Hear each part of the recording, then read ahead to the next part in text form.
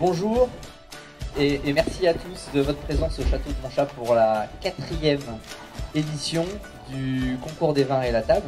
On privilégie dans la sélection 3 critères, la curiosité, l'originalité, la nouveauté.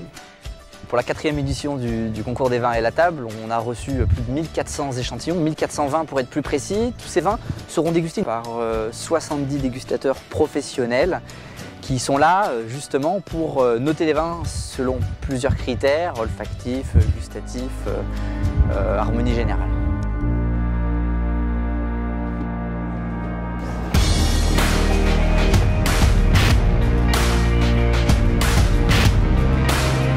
Déguster un vin, c'est impossible. On ne peut jamais déguster des vins autrement que par comparaison les uns avec les autres. C'est un boulot, on sait faire la différence et on considère chaque vin au départ comme égal. Et puis ensuite, voilà, on fait nos petits ajustements en fonction du plaisir qu'on pense pouvoir procurer au consommateur qui achètera cette bouteille.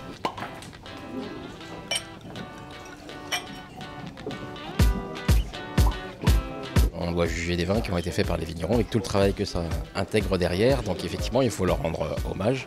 Et voilà, donc c'est vrai que la plupart du temps, les vins sont quand même d'un certain niveau. On sent qu'il y a eu beaucoup de travail derrière et qui reflètent une vraie identité de terroir d'un lieu précis en fait.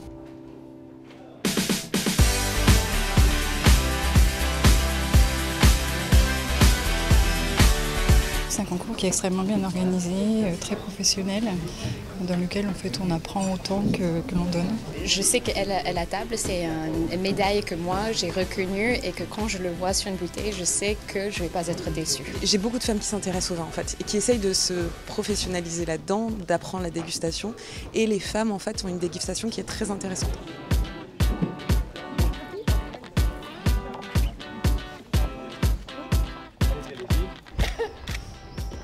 Super pour moi, merci.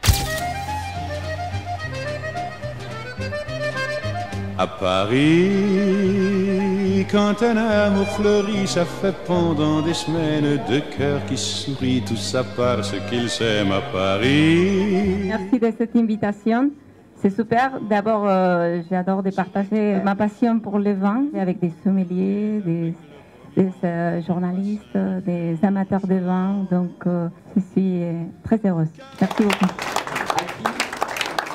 La médaille, c'est vraiment fait, c'est un label pour orienter la consommatrice lorsqu'elle fait ses achats dans le choix de ses vins.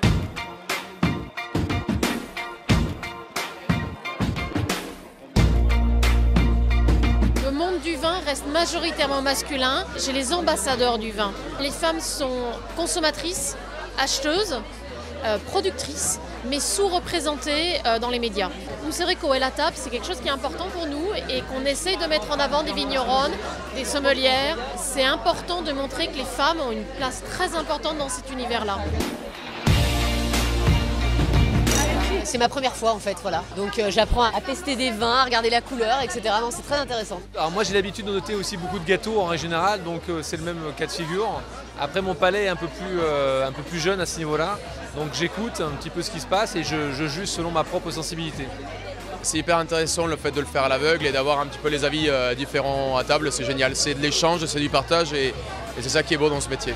Là on est donc sur un 100% chardonnay, on passe sur les blancs de blanc.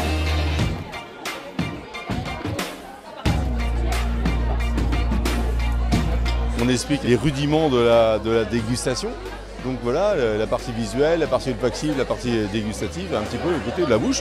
Moi je suis là un petit peu pour les guider et après on va faire une petite synthèse, on verra un petit peu quel vin nous allons envoyer à la super finale.